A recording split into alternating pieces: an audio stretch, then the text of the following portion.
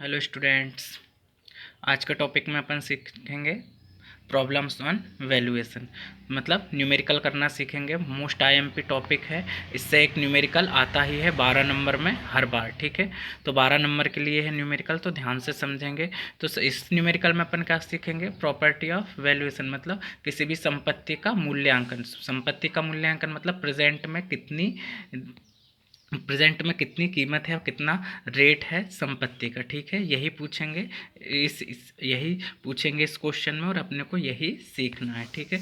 तो इस क्वेश्चन में क्या दे के रखेगा कि कोई भी बिल्डिंग रहेगी, उसका एरिया कितना दिया है, 500 स्क्वायर मीटर है, और उसका बिल्टअप एरिया टोटल एरिया कितना है ज़मीन का, 500 स्क्वायर मीटर है, और वो बनी कितने पे है। बिल्टअप पोर्शन मतलब इसे ही क्या बोल सकते हो, प्लिंथ एरिया भी बोल सकते हो। बिल्टअप पोर्शन को क्या बोल सकते हो, बिल्टअप पोर्शन को ही प्लिंथ एरिया बोलते हैं। तो टोटल ज़मीन का क्षेत्रफल कितना, 500 स्क्वायर मीटर है। उस पर से 25 मीटर इंटू 15 मीटर पर वो क्या है, कंस्ट्रक्टेड है, उस पर बिल्डिंग बनी हुई है। The building is first class, मतलब किस टाइप के बिल्डिंग जो है, भवन है, वो प्रथम श्रेणी का है, और उसमें वाटर सैनिटरी सब पूरी फिटिंग सबकी व्यवस्था है। द एज ऑफ बिल्डिंग कितनी है, अभी तक बिल्डिंग प्रेजेंट अब बनी है जब से, उसकी एज कितनी हो गई है, 35 ईयर है, ठीक है। मतलब बिल्डिंग अभी प्रेजेंट में कितने साल की हो गई है, कितना पहले बनी है, 35 साल पुरानी हो गई है, ठीक है।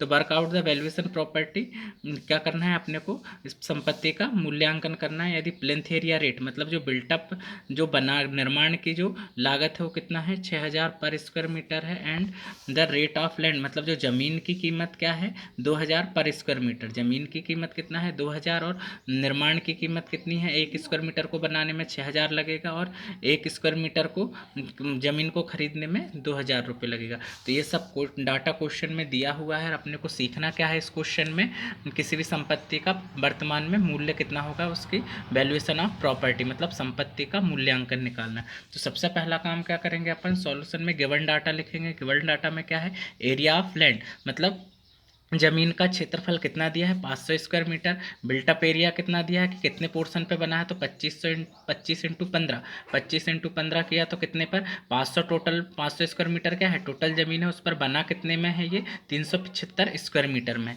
द प्रेजेंट एज मतलब जो वर्तमान आयु है बिल्डिंग की कितनी है, 35 वर्ष है। और प्लिंथ एरिया रेट कितनी है, मतलब जो कंस्ट्रक्ट किया है उसको 1 मीटर स्क्वायर बनाने में, 1 वर्ग मीटर बनाने में कितना रुपया लग रहा है, 6000 रुपये। तो रेट ऑफ लैंड मतलब ज़मीन को 1 स्क्वायर मीटर के कितना में बिक रही है, 2000 रुपये में खरीदी है, ठीक है। तो टोटल अब ये सब डाटा क्या है, क्वेश्चन में गिवन है। तो हमेशा ये याद रखना कि इसमें जो जो भी कौन सा क्वेश्चन हो, वैल्यूएशन ऑफ प्रॉपर्टी का क्वेश्चन हो, संपत्ति का मूल्यांकन करने का क्वेश्चन हो, तो उसमें कितनी स्टेप में क्वेश्चन करना है। पहले में हमेशा कॉस्ट ऑफ कंस्ट्रक्शन निकालना है। दूसरी स्टेप में क्या निकालना है तुम्हें, पहली स्टेप में हमेशा कॉस्ट ऑफ लैंड निकालना है। दूसरे में क्या निकालना है, कॉस्ट ऑफ कंस्ट्रक्शन। और थर्ड में क्या निकालना है, डिप्रिसिएशन कॉस्ट। और फोर्थ में क्या निकालना है तुम्हें, वैल्यूएशन ऑफ प्रॉपर्टी।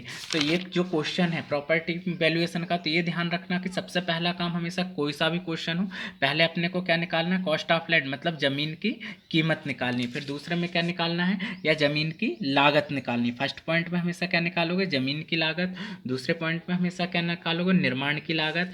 तीसरे में क्या निकालोगे, मूल्यह्रास कितना हुआ है, क्योंकि बिल्डिंग कितनी पुरानी हो गई, 35 साल, तो उसका लगातार उपयोग हुआ होगा, तो उसमें कुछ उसकी कीमत में भी कुछ कमी आई होगी। तो थर्ड पॉइंट में क्या निकालोगे, मूल्यह्रास की लागत निकालना है, ठीक है। फिर लास्ट में क्या निकालना है कि टोटल मूल्यह्रास, निर्माण की लागत सब पता हो गया, तो टोटल लास्ट में क्या निकालना है तुम्हें, वैल्यूएशन ऑफ प्रॉपर्टी निकालना है, ठीक है। तो सबसे पहला पॉइंट क्या निकालेंगे अपन, कॉस्ट ऑफ लैंड मतलब ज़मीन की कीमत या ज़मीन की लागत। तो ज़मीन की कीमत निकालने के लिए क्षेत्रफल भी ज़मीन का लेंगे और रेट भी ज़मीन की लेंगे। तो एरिया ऑफ लैंड कितना दिया है, 500 स्क्वायर मीटर।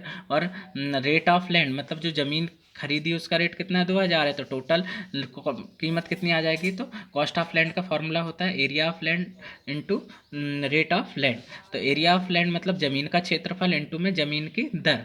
तो ज़मीन का क्षेत्रफल कितना है, 500 है, और रेट कितनी है ज़मीन की, 2000 है। तो टोटल ये क्या आ गया तुम्हारा, ज़मीन की लागत आ गई, ठीक है। अब सेकंड पॉइंट में क्या निकालना है, cost of construction. Cost of construction मतलब निर्माण की लागत। निर्माण की लागत का फॉर्मूला क्या होता है, बिल्ट अप एरिया इंटू में प्लिंथ एरिया रेट, या इसी बिल्ट अप एरिया को प्लिंथ एरिया भी बोलते हैं। तो क्या फॉर्मूला हो जाता है, plinth area into plinth area की जो रेट है, या built up area into built up area की रेट भी लिख सकते हो, ठीक है। तो बिल्ट अप एरिया कितना है, बिल्ट अप एरिया जो अपन ने ये निकाला है इसको ही प्लिंथ एरिया भी बोल सकते हैं, कितना है 375। और प्लिंथ एरिया रेट कितनी है, बिल्टअप एरिया रेट कितनी है 6000। तो इन सबको दोनों का मल्टीप्लाई किया तो क्या आ गया तुम्हारा, कॉस्ट ऑफ कंस्ट्रक्शन या निर्माण की लागत आ गई है, ठीक है। अगला फॉर्मूला क्या है, अपने को क्या निकालना है, डिप्रिसिएशन की। जो 35 साल पुरानी बिल्डिंग है तो उसमें अभी कितना क्षय हुआ होगा, उसके लगातार उपयोग होने से उसमें उसके हिसाब के कारण कितनी उसकी कीमत में कमी आ गई है, तो उसी को क्या बोलते हैं, डिप्रिसिएशन कॉस्ट। तो फर्स्ट पॉइंट में क्या है, कॉस्ट ऑफ लैंड है, दूसरे में क्या है, कॉस्ट ऑफ कंस्ट्रक्शन है, और थर्ड पॉइंट में क्या है, डिप्रिसिएशन कॉस्ट है। डिप्रिसिएशन कॉस्ट का फॉर्मूला मैं पहले बता चुका हूँ जब मैंने थ्योरी पढ़ाई थी। तो क्या होता है, D is equal to P bracket के अंदर 100 minus R D upon 100, P 100 minus R D upon 100 की पावर एन। तो पी क्या है, प्रेजेंट कॉस्ट ऑफ बिल्डिंग है। तो अपन क्या देख रहे थे, डिप्रिसिएशन कॉस्ट। डिप्रिसिएशन कॉस्ट ये P 100 minus R D upon 100 की पावर एन। तो पी क्या है यहाँ, प्रेजेंट कॉस्ट ऑफ बिल्डिंग है। प्रेजेंट कॉस्ट मतलब जो भी कॉस्ट ऑफ कंस्ट्रक्शन है, कॉस्ट ऑफ कंस्ट्रक्शन को ही क्या बोलते हैं, प्रेजेंट कॉस्ट ऑफ बिल्डिंग, मतलब निर्माण की लागत। तो कितना है तुम्हारा, ये अपन ने यहाँ से निकाला था कितना, 22,50,000 रुपये, ठीक है। तो ये आ गया आर डी। अब क्या है कि अपन ने 35 साल पुरानी हो गई, अपन मान लेते हैं कि पूरा जीवन काल, मतलब क्या है, बिल्डिंग की टोटल आयु कितनी है, 100 वर्ष मान लेते हैं कि अपन ने जो भी बिल्डिंग बनाई हो कितने ईयर तक चलेगी, 100 ईयर तक। 100 ईयर तक चलेगी। अपन ने उसमें से क्या है, अभी तक कितनी एज हो गई है बिल्डिंग की, 35 साल। तो अभी और चलेगी कितना, 65 ईयर और चलनी है, ठीक है। तो ऐसे अपने को क्या करना है, एज्यूम ऑफ बिल्डिंग, ये दे के रखेगा, नहीं दिया तो हमेशा क्या करना है, बिल्डिंग की लाइफ कितना मानना है, 100 साल के लिए।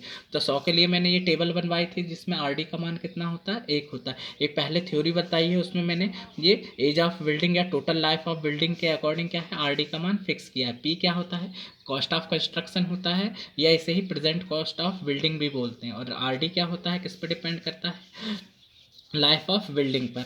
एन क्या है, एज ऑफ बिल्डिंग, मतलब प्रेजेंट एज भी बोल सकते हो। तो वर्तमान में क्या है, भवन की आयु, वर्तमान में भवन की आयु को क्या बोल सकते हैं, एन कितना है 35। तो अपने को पी पता चल गया कहाँ से, कॉस्ट ऑफ बिल्डिंग से, कॉस्ट ऑफ कंस्ट्रक्शन से। और आर डी कहाँ से, कि ये 1 मानना है हमेशा। एन का मान क्या है, एज ऑफ बिल्डिंग क्वेश्चन में देके रखा है कि वर्तमान में भूमि की आयु कितनी हो गई है, 35 वर्ष। तो डिप्रिसिएशन कॉस्ट में लिए पी का मान रखा 100 माइनस आर डी का मान 1 रखा 100, एन का मान 35 रखा। इसको सॉल्व किया तो यह क्या आ गया, अपना डिप्रिसिएशन कॉस्ट आ गया। क्या आ गया, अपना डिप्रिसिएशन कॉस्ट। तो अपन ने क्या क्या निकालना सीख लिया, cost of land, cost of construction और डिप्रिसिएशन कॉस्ट। कोई भी अगर, मैं फिर दोबारा बोल रहा हूँ कि जो भी अगर किसका है, वैल्यूएशन ऑफ प्रॉपर्टी या संपत्ति का मूल्यांकन, ये वर्ड अगर तुम्हें निकालने को बोला है क्वेश्चन में, तो first point, second point, third और फोर्थ 4 स्टेप में ही क्वेश्चन करना है, ठीक है। समझ आ गया होगा। अब आगे देखते हैं क्या है। अब लास्ट पॉइंट बचता है अपने को, ये क्वेश्चन में पूछा है वैल्यूएशन ऑफ प्रॉपर्टी, तो ये अपने को निकालना है। तो अपन ने कॉस्ट ऑफ लैंड निकाल लिया और डिप्रिसिएशन कॉस्ट निकाले। तो वैल्यूएशन ऑफ प्रॉपर्टी का फॉर्मूला या संपत्ति का मूल्यांकन का फॉर्मूला हमेशा होता क्या है, कॉस्ट ऑफ लैंड मतलब जमीन की कीमत या जमीन की लागत प्लस मूल्यह्रास, जमीन की लागत प्लस मूल्यह्रास। तो जमीन की लागत अपन ने फर्स्ट पॉइंट में निकाल ली थी और मूल्यह्रास थर्ड पॉइंट में, दोनों को ऐड कर दिया तो वैल्यूएशन ऑफ प्रॉपर्टी आ गया। तो हमेशा संपत्ति के मूल्यांकन का फॉर्मूला होता है भूमि की लागत प्लस मूल्यह्रास।